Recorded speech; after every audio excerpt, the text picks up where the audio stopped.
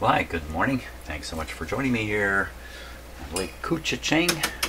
Just speed that up a little bit.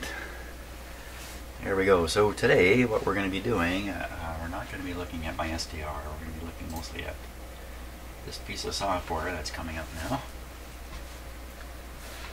So we're going to be doing a little bit of audio analysis. Yesterday I was focused on RF analysis.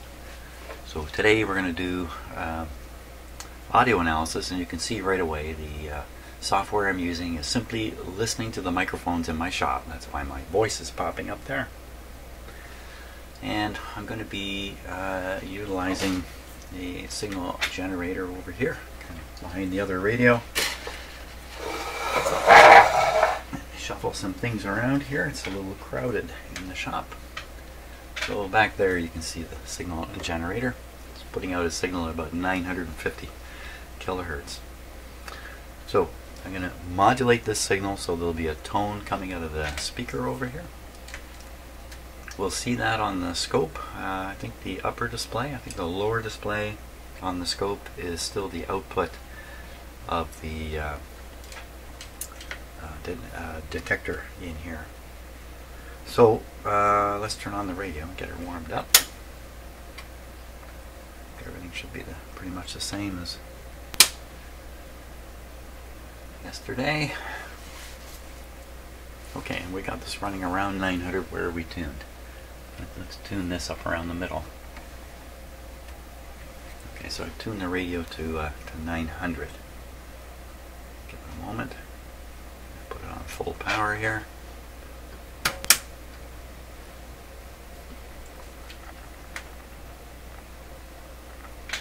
It's all pretty quiet. Oh, there it goes.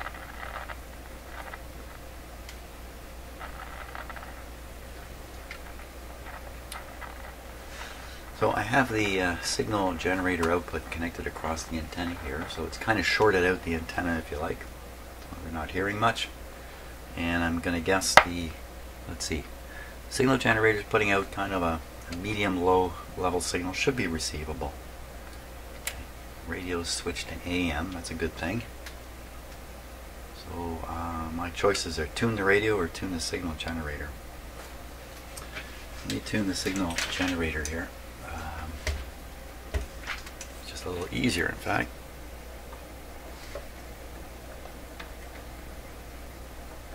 And nothing at all from the radio. Make sure the volume's up. Yep. Turn the power up here. Try again.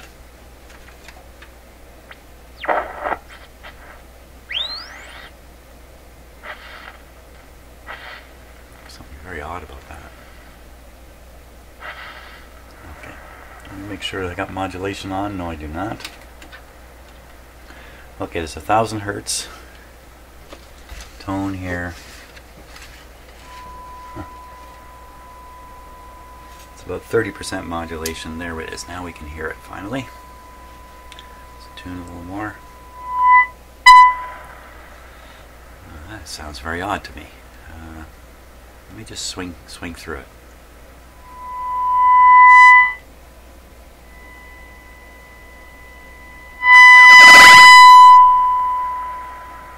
Wow, that was pretty strange. Let me turn it down a bit here. Okay, I'll sweep back through it the other way.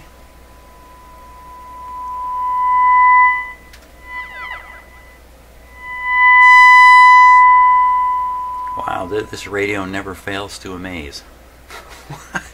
So what I heard there was the signal came up normally. There you go. I'll demonstrate with my finger. Signal came up normally.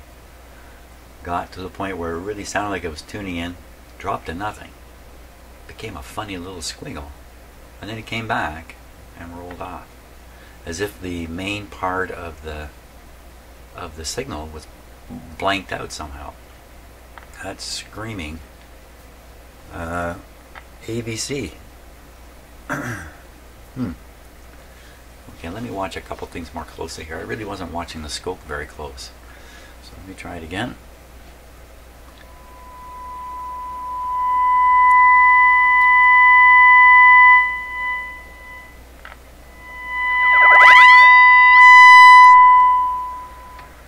So I'm going to guess the second sound we hear, the whoop whoop whoop whoop thing, is interference with another signal that's in the shop here.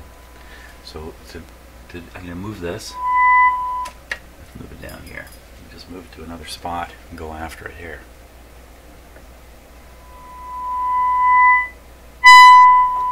Okay, so the wiggle wiggle is gone now, but it's still got the strange effect. Let me watch the scope again.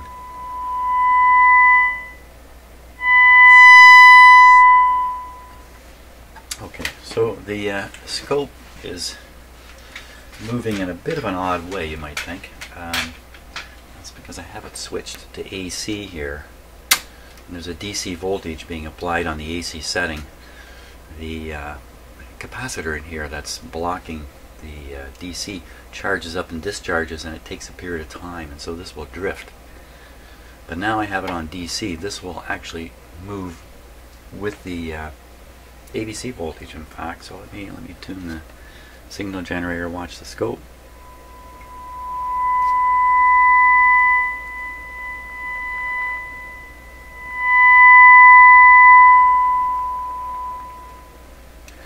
So as far as what's showing up on the scope, that looks really quite normal. As I tune the radio through the tuned point of the radio, as I tune the signal generator through the tuned point of the radio, you see the output of the detector rise up and then fall off. And it doesn't do anything weird in the middle. The sound we hear coming out of the speaker is certainly doing something weird. Let's go back to that point now.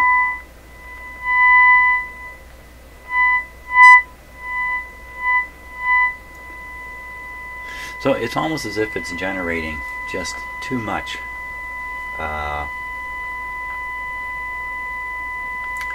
as if it's generating too much ABC. Let me turn this brightness back just a wee bit. Better yet, let me do it with the camera brightness. Just bear with me here for a second while I... Oh, that's gonna take too much. I won't do that. So there's lots of RF visible in here. Meanwhile, the one on the speaker, we're not seeing anything here. Let's get the speaker one happening.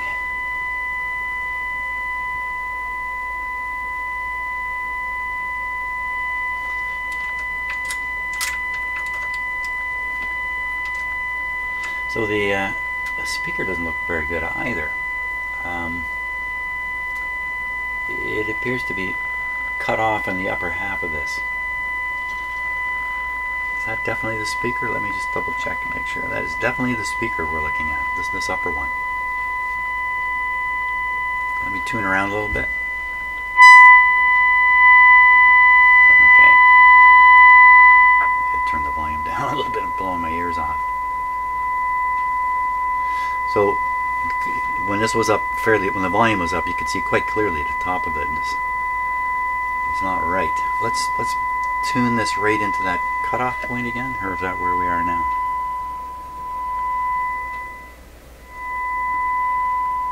I didn't tune back and forth. That was one sweep through the tune point of the radio. Let's do sweep it back by hand here.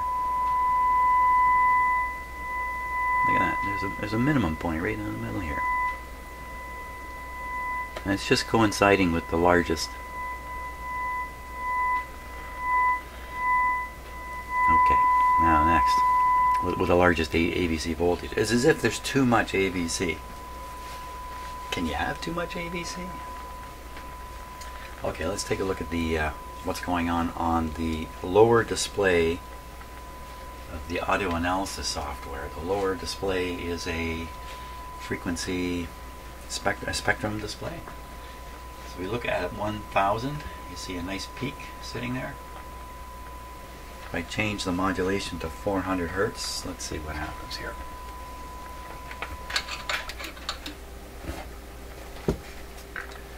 Okay, just give her a little more. A little more volume here on the speaker. Okay, so now you see right at 400, you see a nice signal. You also see something up around, I would guess that's 1200.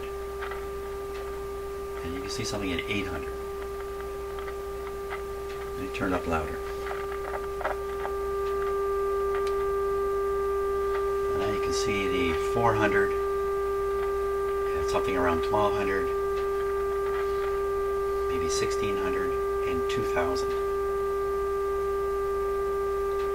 So we have to ask ourselves, so we're looking at harmonics here. We have to ask ourselves, those harmonics coming out of the radio, or are they coming out of right out of the signal generator itself? As I found out, my audio generator puts out harmonics. I discovered. So, but this is not the audio generator. This is a high quality military signal generator.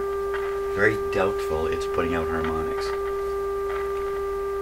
But I don't know for sure. So let's tune through and we'll watch the spectrum display.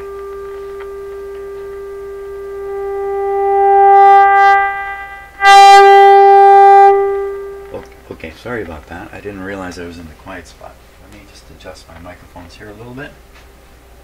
I'll knock this down just a wee bit. Not blowing your ears off. You know, at the same time I'm knocking down the sensitivity of the analysis software. So maybe you better work your... Yeah. Everybody, hands on their volume controls. What happened to the radio? It just popped quietly and went dead quiet. Something happened there? Maybe a little volume control thing. The volume's full. Did this radio just pack it in? What happened?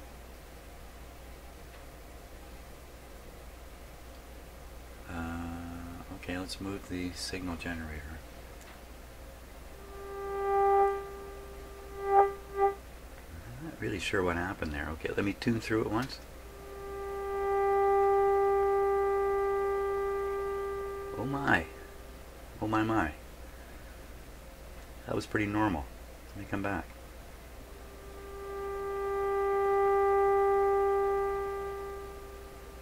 Uh-oh. Well, I'm saying uh-oh because something has changed. It was just a very subtle little pop.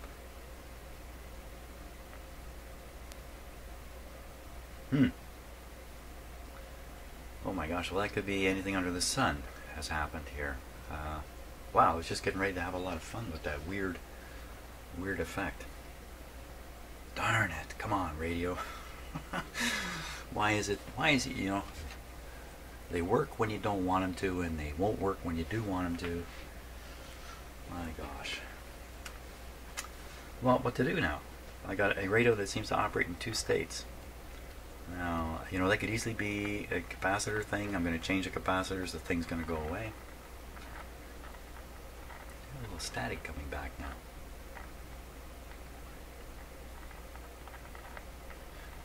Okay, let's tune through once again. And just watch and listen.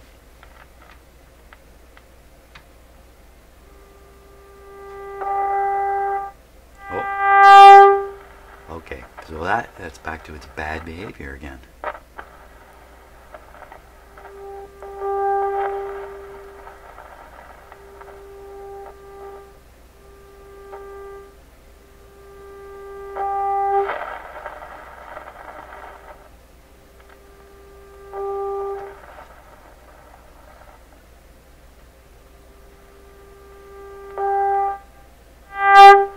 So what I was doing there was I was repeatedly approaching the signal point, if you like. I'm tuning the signal generator, and I was approaching the...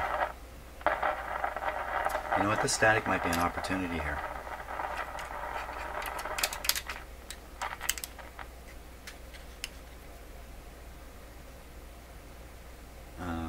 Wow, did I... What? It's these cardboard tubes. What? Come on.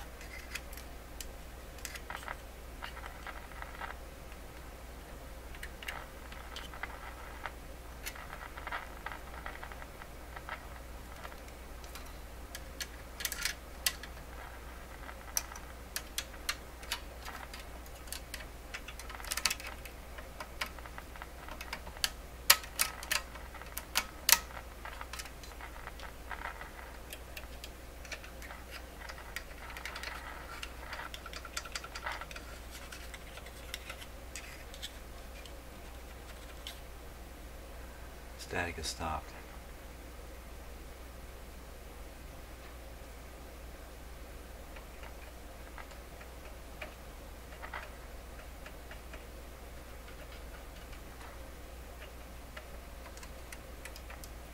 tube. Loose tube. These are hot tubes. Oh, there we go. Okay. This tube looks like it's frying up too. It's really hot. Microphonic effect.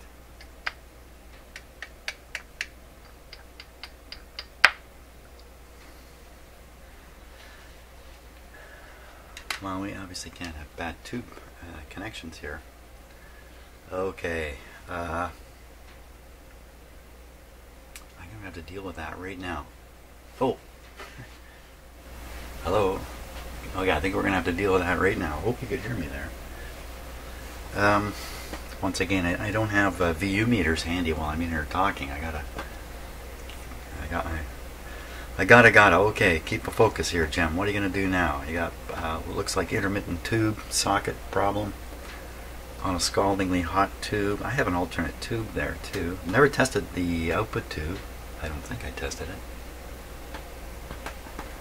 That's what we'll do. We'll pull out the output tube, stick it in the tester, test it, see what happens, put it back in, and that in itself may resolve the weirdness. But you know, that's really, really bright. That is so bright. I mean, you can see it in the camera how bright it is. I did measure the what I hope to achieve here. My real goal is to change some capacitors and see that that tube runs cooler. How will I know it? I measured the bias and found it to be way off. I measured it at like 2 volts. Wow, I got so many things happening here now. So okay, so let's go back to the weirdness, the double hump, effect, which comes and goes. The double hump effect probably due to the tube contact problem, I'm guessing. How can we prove that? Get the radio into the double hump mode and then push around that scaldingly hot tube a bit. Let's run the radio on reduced power too. That'll cool that tube off a little bit. For what I'm doing now, I don't think that's going to really present a problem. Of course, if it's bias problems, then I will have will have affected it. Let's tune through here, see if everything's still working.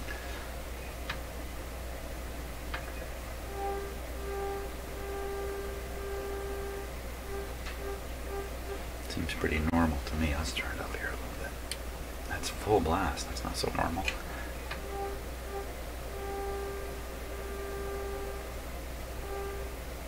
So I'm tuning entirely through it, and it's working beautifully.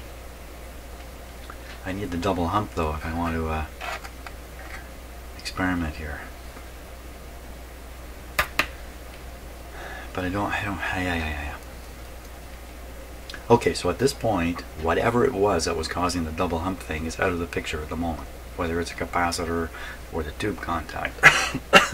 So now we can test the radio in its proper, more proper mode. Good. Okay, let's feed the let's tune it in and get it going here.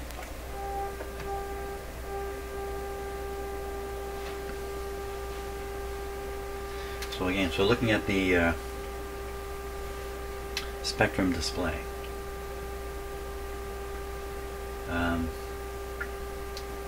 400, 800, 1200, 1600, that's what I see on there.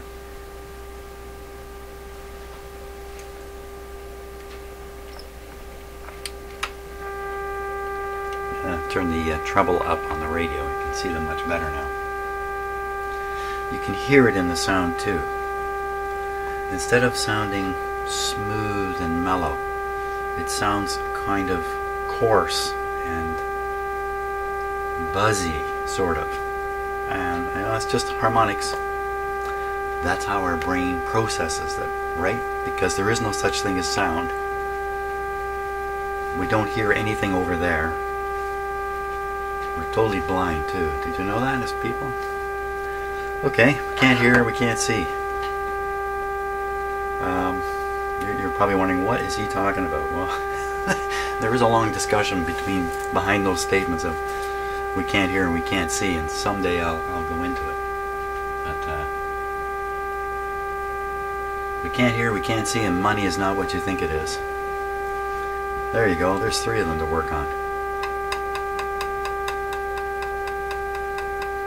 Well, let's see, what kinds of things could affect this harmonic stuff that I can mess around with? Not a lot. There's not a lot here, just levels. So the volume control is turned right up to get this to come out.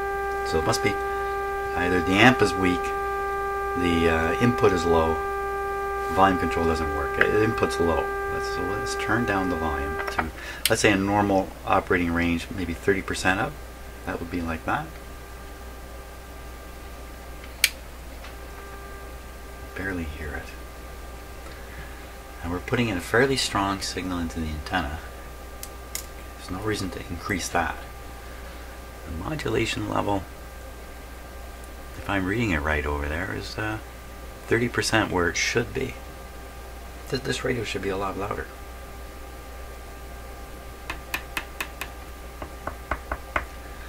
Oh. Well, you know, I still have the SDR hooked up. Hey, let's see what's happened to the SDR, if it's still working.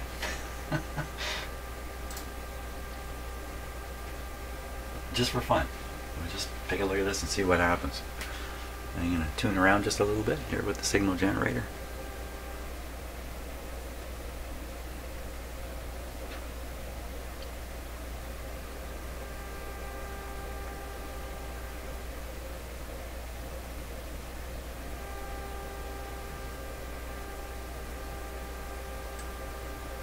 So the signal you see right around 850, the yellow line that you see going down the waterfall, that's the actual signal from the signal generator, as seen at the output of the mixer tube. The local oscillator is up just above 1300 in the red line you see. And then if you look around 460, you see an orange line in the waterfall display and a large peak at the top. I'm going to reduce the strength of the signal generator, and that orange, well, the orange line will stay. The peak will above it will come down. I just cut the power back here. There.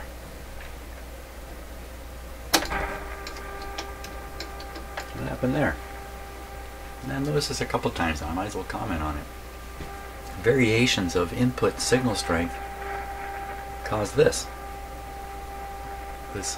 unsteady sound. Loose tube again.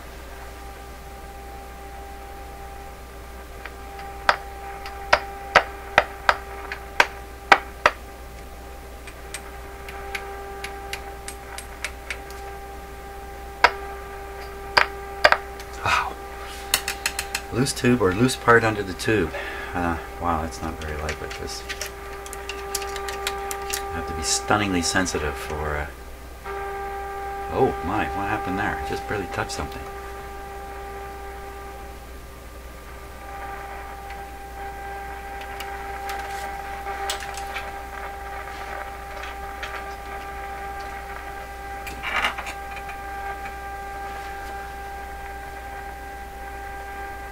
Now, of course, I'm wiggling the tube socket base a little bit too when I'm doing this. Oh, look how loose that part is there. That resistor looks a little overheated, come to think of it. And look, it's got an airborne connection here. You know what I mean? It's just that you can hardly see it. It's just a wire. Wow, it's right. Is there anything? What was that sound?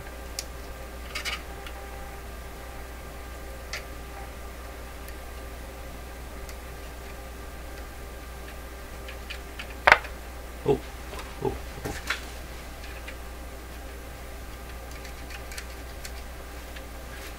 I'm going to get in here and resolder all these stuff, and maybe I'm going to correct the problem anyway, just coincidentally.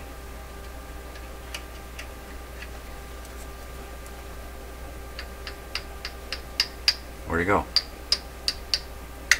Problem's gone.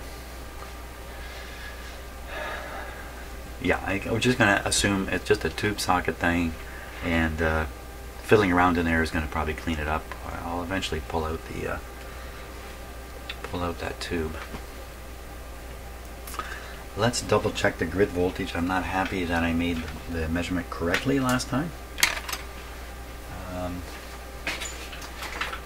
Just by the way,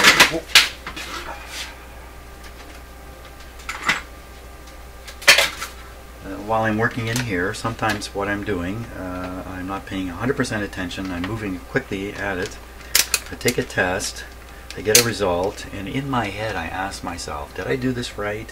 And then immediately I ask myself, does it even matter? Does it even matter if I did this right? And sometimes the answer is, no, it really doesn't matter, because in the long run I'm going to do what I'm going to do anyway.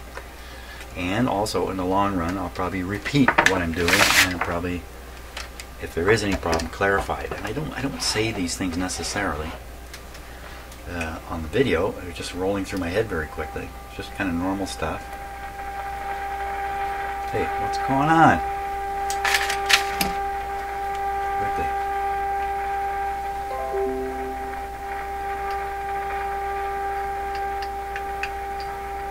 Well, then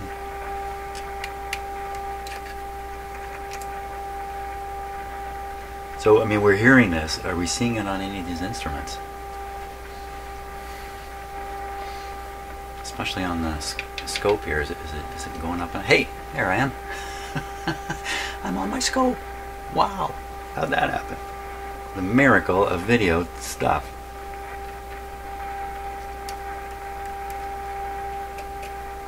Maybe I should try to arrange my equipment to put a reflection of my face onto it all the time so you can marvel at my expressions.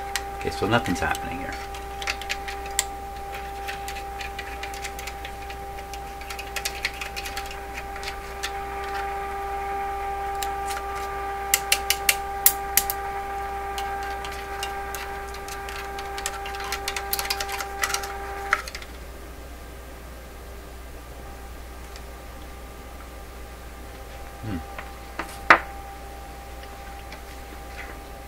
Right down in here.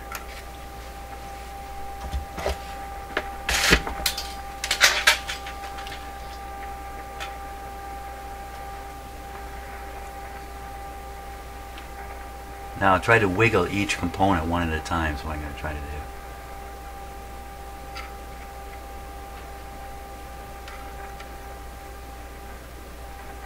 Something going on.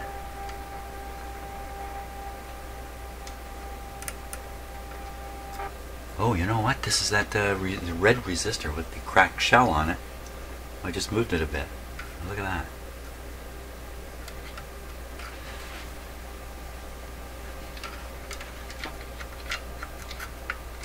Okay, there's some pretty solid connections up in here. I can't imagine those would be it. And, you know, any mechanical stuff you do like this is transmitted all over the radio, believe it or not. I mean, just this, pushing a little part pushes another part, pushes another part.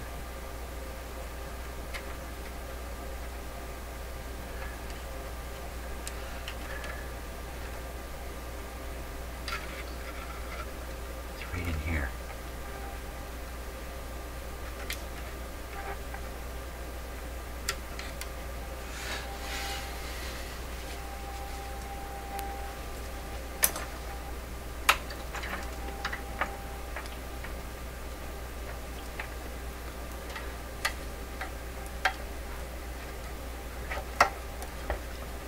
The radio's on. I don't want to get a shock. Just trying to get this into some kind of position here.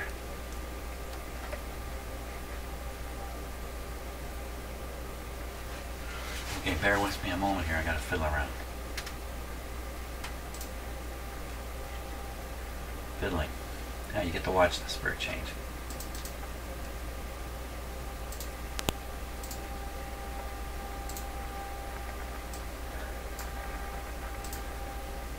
Focus.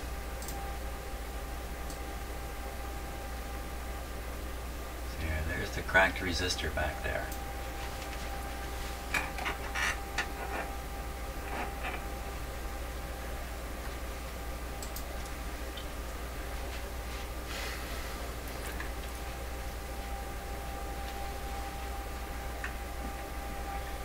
see the focus isn't perfect here. Once I put it on my own big screen, I get a better look at it.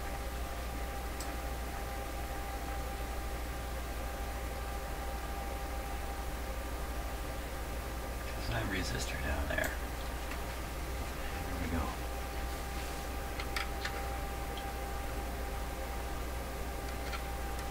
I'm trying to move that part without moving anything else. That's a little far-fetched.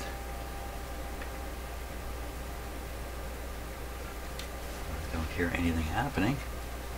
Just turn it up a little bit.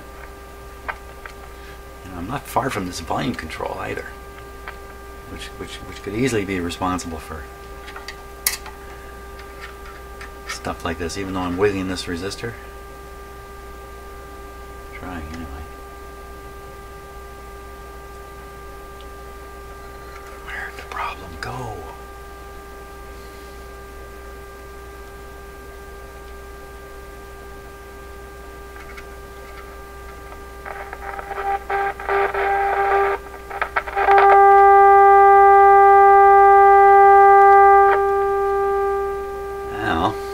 Wow.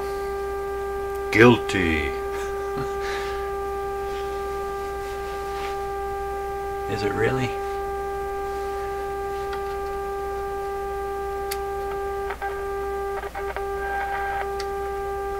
There's a bad boy down here.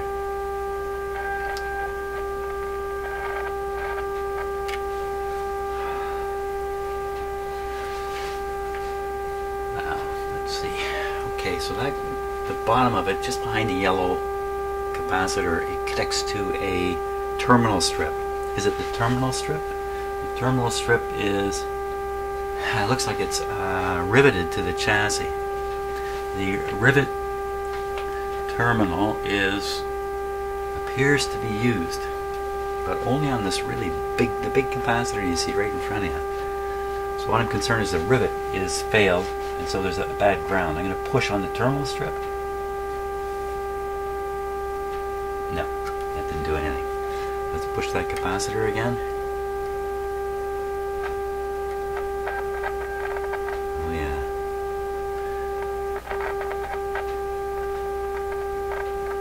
Okay, so I'll try and push the terminals that the capacitor is connected to. Okay, so one terminal is top of the volume control here. You can't quite see it, but it's up here. Okay, it doesn't seem to do anything. Unless my whole radio's rocking here. Touch the capacitor again. Yeah. Now the bottom one, I'll try to get to it. So it's connected to a terminal. There must be something else on that terminal. Otherwise it's connected to nothing. So let me get on the terminal here. Okay. Kind of the same sort of sensitivity there. I think we know where the problem is. I think it's that. I think it's that capacitor.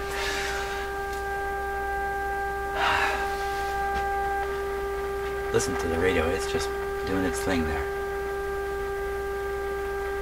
How do I know it's not the volume control? Okay, moving the volume control. You can hear me whacking it. So that did something there. Let me turn it a little bit. It's turning is really no, it's not the dirty volume control problem. I'm sure of that. Okay, touch that capacitor one more time. Oh yeah, it's just so sensitive. You know what? That's right on that piece of wire that I soldered. Oh, is it my own solder connection here? That's my solder connection. I'm whacking it now. No. So when I touch the capacitor, oh yeah, it just takes nothing to make that. So that's got to be that capacitor. Power off. Power off. Okay, plan is I change that one capacitor and the whole radio's fixed. Now I'm going to change that one capacitor and see if it eliminates this particular problem here. Okay, let me hang on one moment here while I make you sit tight while I do video changes. I'm taking off the insets on the screen so we can see the whole screen now there. Radio off, and pull the plug out. So I'm going to go after the capacitor that's down here. We'll get it out, we'll test it, but we'll look at it anyway, see what condition it's in. I'll try not to damage it as I remove it, but it's pretty awkward down in there.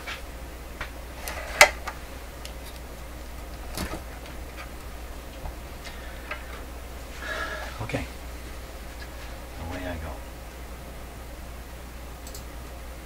Let's examine the culprit. Interrogation. I'll make the focus even really close here, so we can really see. I might even dismantle this one. So I've cut them off so close there. Look at the end of it here.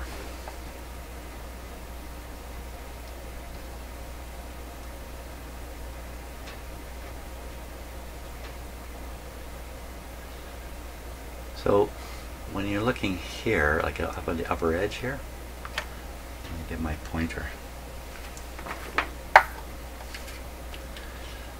So you can see the paper shell here, the edge of it, and of course this should all be filled in with wax. So lots of opportunity for moisture to go in there. But if this is, if wiggling this causes a problem, 0.01, then it's really something much more serious going on. This end looks terrible. Somebody been gnawing at it? Oh yeah, look at that. So why exactly it looks like this, I don't know. Oh my gosh, there's a huge void up in here. Where'd the wax go? So they say that in itself can't really cause the problem we're looking at. What would cause the problem is a failure of the connection between the lead and the foil inside here. And there's really no way we can cut this open and find that because we'll destroy it. Loose, if it's just wiggly loose, that might be a hint. But I can't imagine that happening.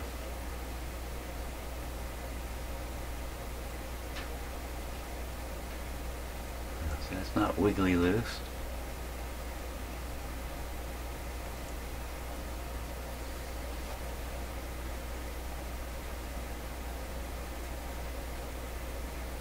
No. Yank these out of here. What happens if you yank a wire out of it? Well, I don't think it's the best. I don't think it's good for the capacitor.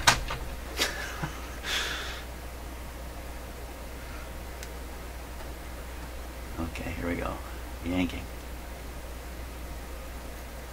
Wow! It doesn't want to come. I wouldn't want to argue that wire somehow is loose in there, and I don't think I can get a grip on this side. Oh, maybe I can. You know what, there was enough wire there. I could have tested this, but who cares? We can guess. It's leaky. And if, yeah, it's not coming out of there. I'm sure it's a leaky capacitor. Okay. Enough fun with that. Fun with capacitors. I did see it was a 0.01.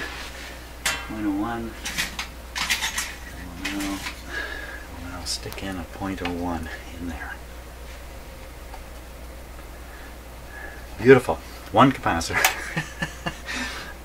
Oh, let's see what's happened now. Let us see what has transpired from doing this.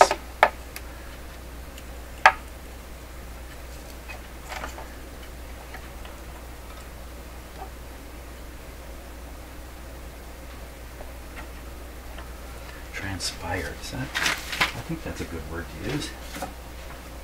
Right there.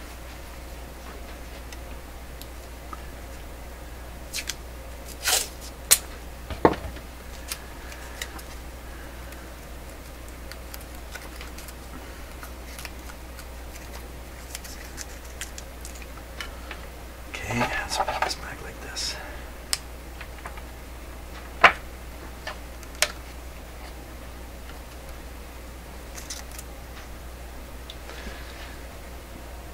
Everything else is the same.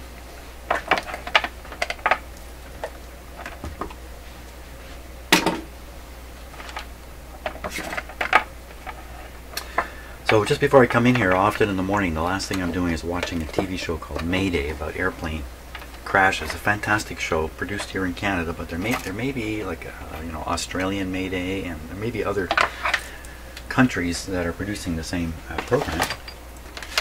It's a fantastic program. It's great. I mean, they're looking at why an airplane crashed, and I'm looking at why a radio doesn't work. It's not entirely a different thing. So. And I brought it up because the airplane crashed, and I'm going to forget why I brought it up. For crying out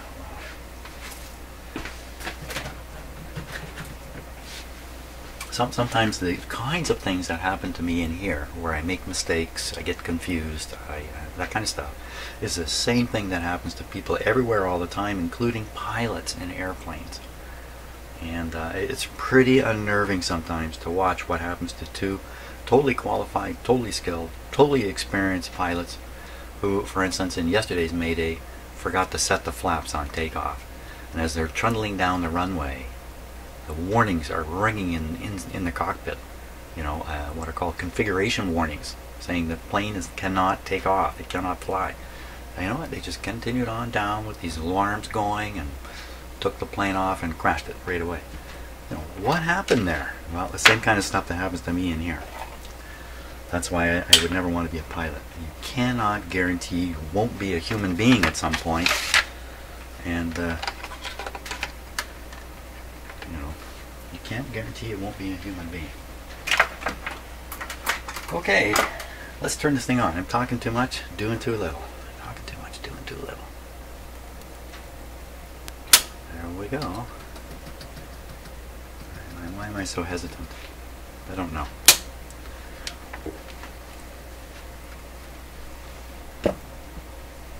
That's exactly what a pilot would say, right? Is they're getting ready to take off, and he turns to the co-pilot.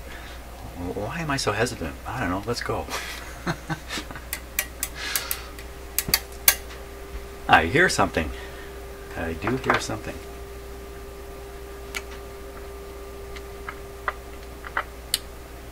Oh my God! Did I make a stupid mistake with that capacitor? This is not working properly at all. Okay, so volume's totally... I did something stupid with that capacitor.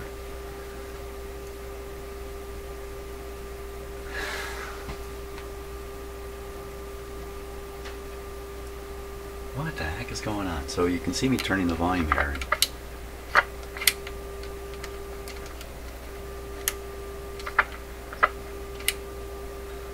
That's volume right down. Oh, what did I do? Yeah, talk too much. That's what I did. Let's tune the signal generator and see what cockeyed thing happens next. The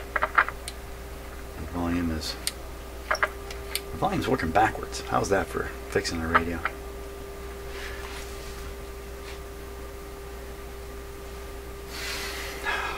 Dummy. And I do this on video, so you get to watch me slowly make the mistake. Let me tune this thing.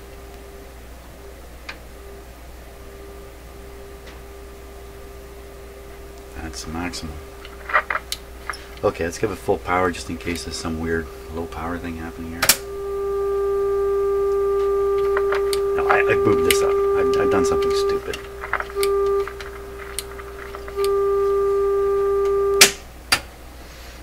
Okay, let me figure out my mistake and correct it. Yeah, quite clearly, if I would just talk less, I would not make these kinds of mistakes. So, silly me, I hooked it up to the wrong terminal there. I've cut the lead so short it can't be extended now. I gotta stick another capacitor in there, so I'll just do that off camera. Okay, so just for those who really want to know what went wrong, I soldered it on this terminal. For those who want to watch this on the right camera, how about this? That's a little better. I soldered it to this terminal. It's really the other end. It's supposed to be up here. And I remember how this snuck up in behind these wires here. Like this.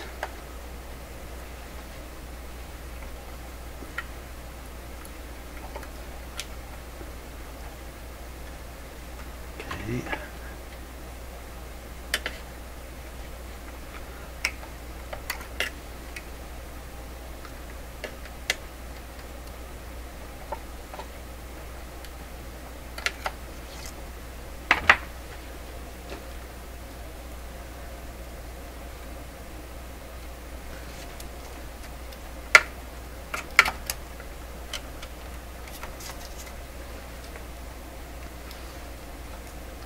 Jeez.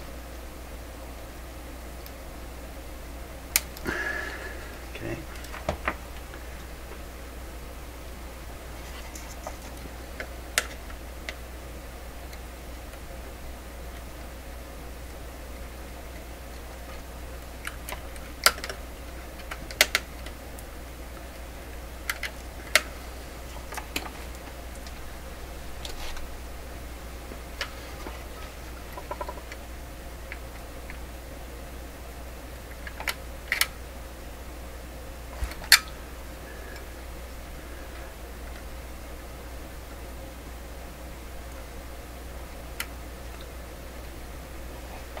There.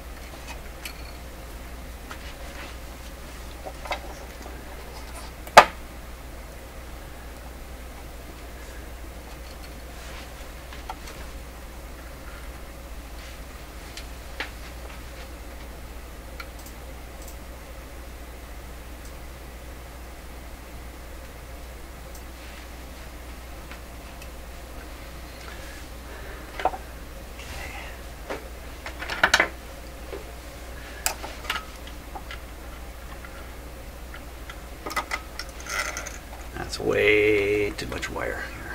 Way too much wire.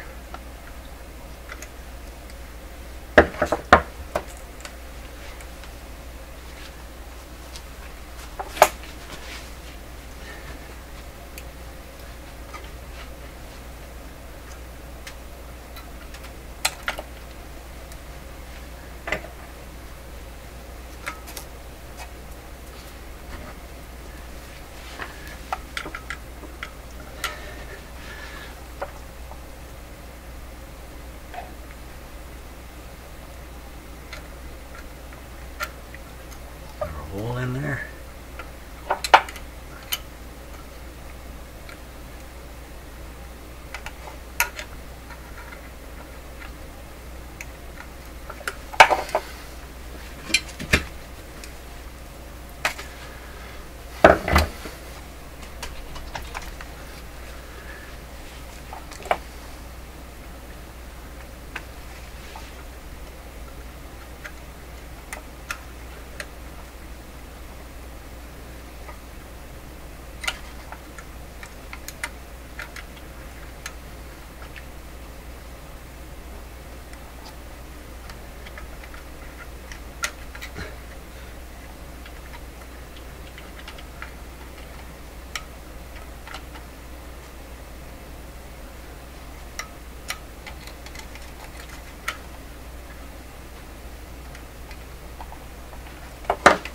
Can't see a thing here.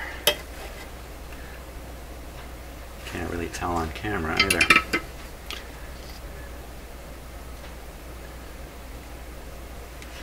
Did I get that through the hole? Did I get it connected at all?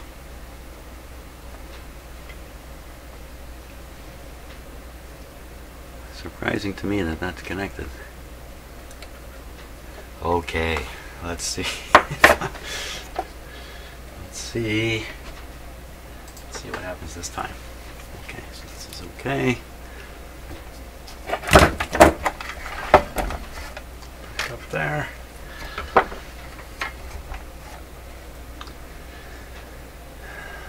Okay, volume down, because it's going to work this time. There we go. And I knew that that's where that capacitor had to go. I just, you know what, I just didn't think. I did not think.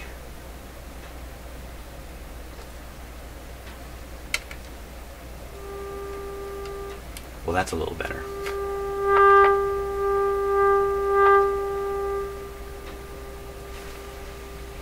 There we go.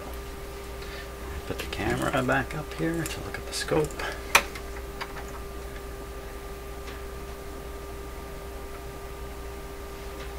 There we go.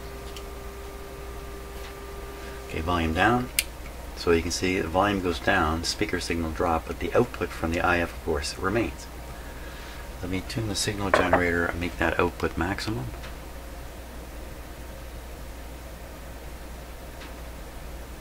Right there. We listen to it. Okay, I'm going to do a volume check here. I'm going to turn this up, so I'm going to turn down the shop mics. Hopefully remember to turn them up again. There we go.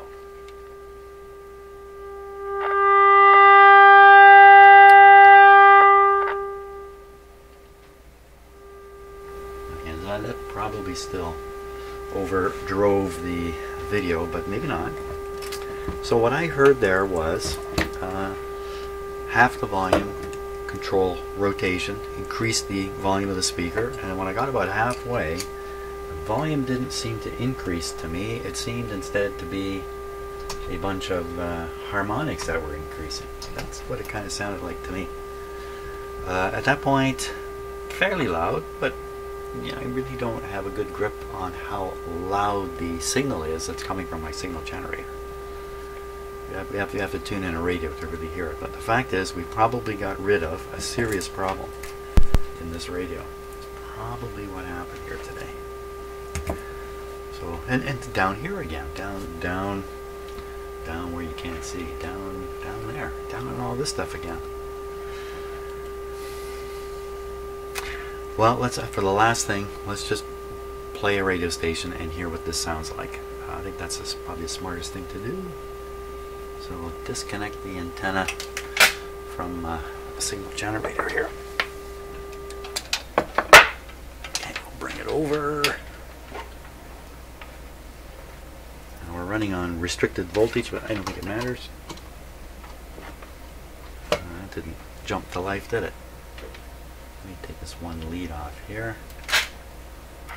There we go. Not sure why this works the way it does, but it's better if I don't ground the lead coming in. Oh my gosh, you should see what's happening up here. This is completely up here. You are going to see. I'm going to show you this. It's failing completely. The tuning control is completely failing. It's a complete. Anyway, to show you, all I got to do is just grab back this camera. Look at it. So what exactly is happening here? How does it get that much play into it?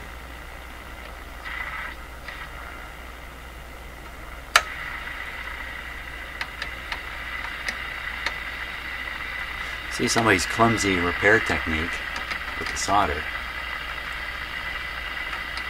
So it's got a, I think it's got a locking washer there, a locking clip holding the sleeve on the end of the shaft.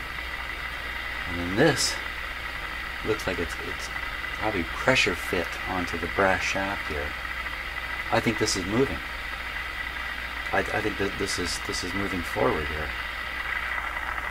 But you could see how with the leverage of the arm, and once this works a little bit loose, you push up and down, you're really applying a lot of pressure, pushing this forward. So that's probably what's happening here. I could just kind of get a big clamp in here and squeeze it back.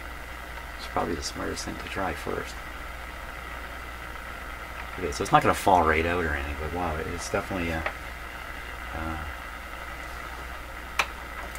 qualifies as a problem worth dealing with, I think. Really, to goodness, if somebody were to grab the tuning knob like I've done, I mean, the thing is just so flimsy and floppy.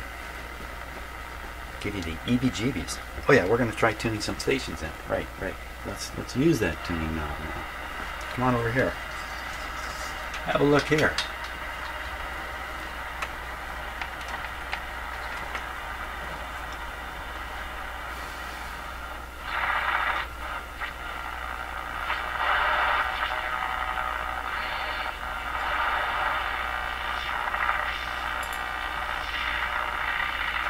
You can see on the scope, you can see the AVC voltage developing right in there.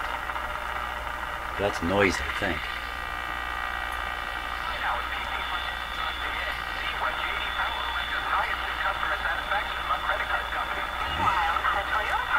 So that looks like 590. I'm going to just run and check my antenna settings. Be right back.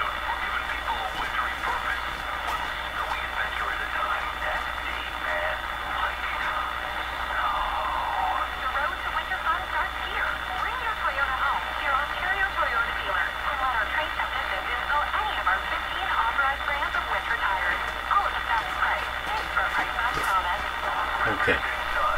I'm out of the room when I do the switch, so I never know if it actually helped until I fiddle with the video.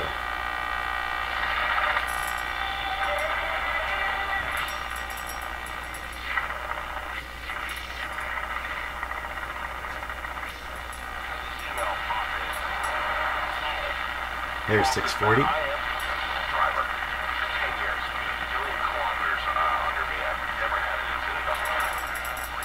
Okay, so we're going to give it a stronger antenna here. With cell phones and social media, people don't care about other people. Population may be larger, but the drivers are less cautious. My goal is to become an enforcement officer to try and make a difference. I feel we need more enforcement and stronger penalty laws. Thanks for Let's just do this too. Paul, thanks for your time. Thanks for taking the time to write in. Back to the phones. I think folks will probably take this right to the end of the hour. This is so many of you who want to join in. We're going to do like we're listening for distortions and that. We really should have full power on the radio. Let's go to Rick. Rick, another driver in there. Get one of the professional drivers calling in. What's your last week been like? I'm not even going to ask what your whole career has been like, but have you been noticing that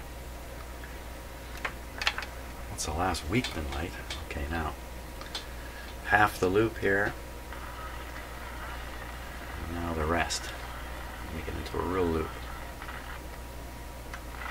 Didn't that go dead?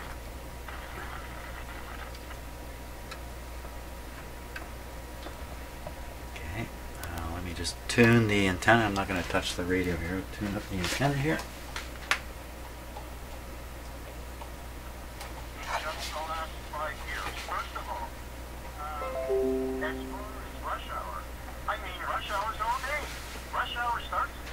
Tune and aim the antenna.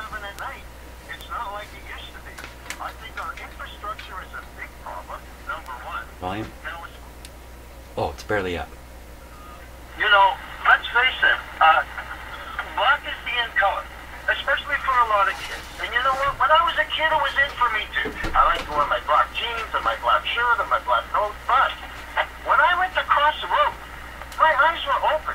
I'm not walking across the road with blinders on. My eyes were open.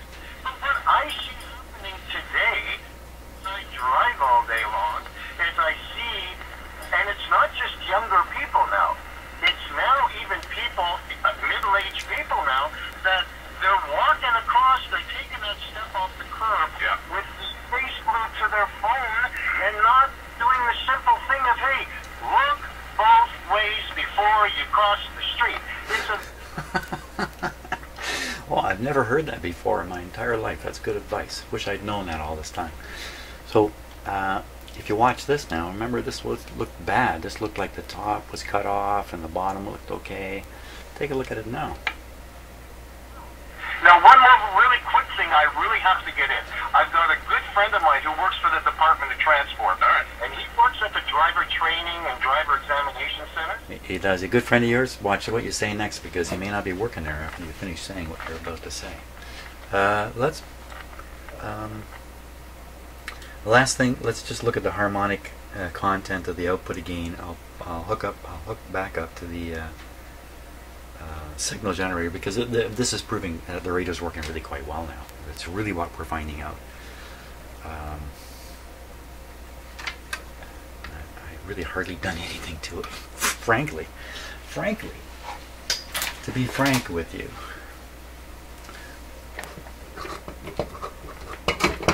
Okay, we'll bring this back around here. Hook it back up.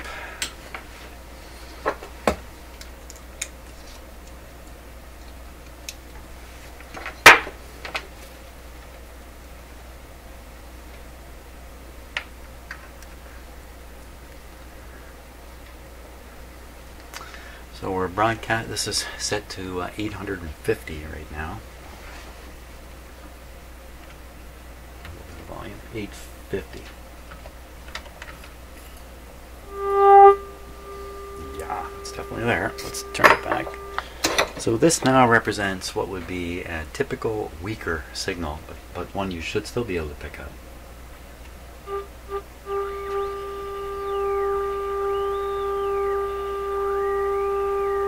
Bit of, oops, heterodyne there. That's this clunky control. Yeah, I want a lot of smoothness, you know, in the tuning, of course, especially with a shortwave radio. You don't want this thing jumping around like it is. Okay, so I'm looking now down at the harmonic content of the signal, and there's a ton. 400, 800, 1200. So I'll turn the volume down.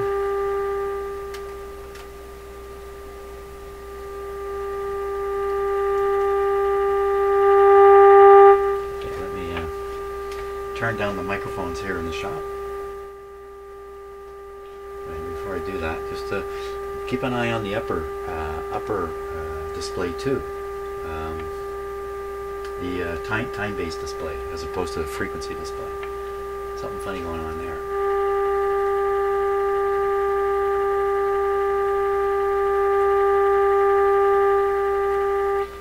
Oops, tuning.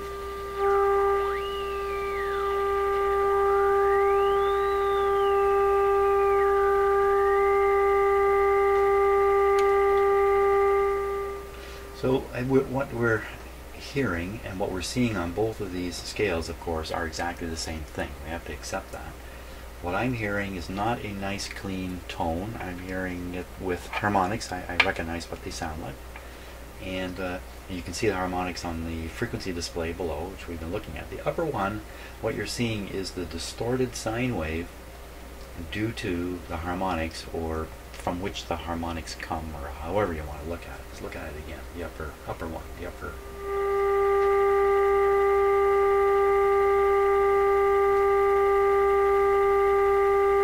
Now that should look like that on the upper scope. Let's get the scope going here properly. So we can see something here. Is that a big hum signal? This is not quite what I wanted to see there. Let's turn it up a bit.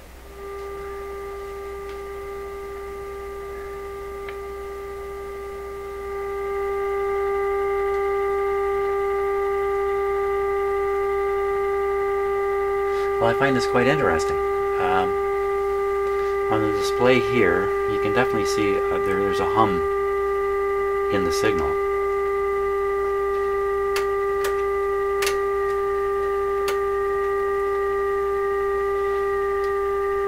So we're triggering on the line, on the 60 cycle line now. No, we're not triggering.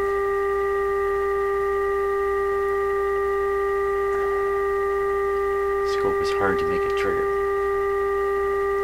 Yeah, I don't think I can get it to trigger here.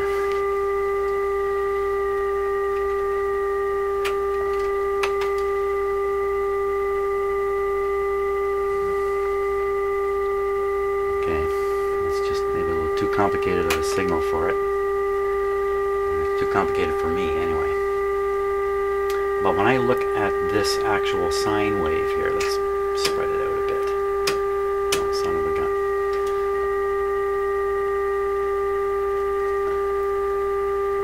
Come on.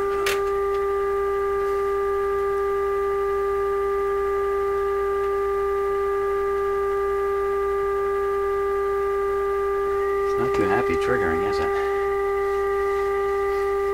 I can see some distortions in this up here. I can't freeze it, unfortunately. I can see little humps and bumps part way up, but it looks largely like a pretty ordinary sine wave. The item on the computer screen, the audio analysis software, kind of shows the signal a little better, I think. So what I mean by that, let me just clarify everything here.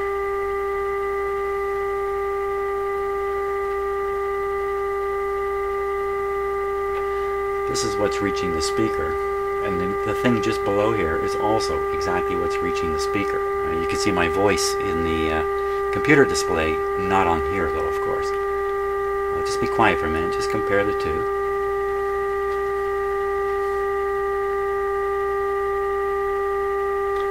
Tune the radio a bit.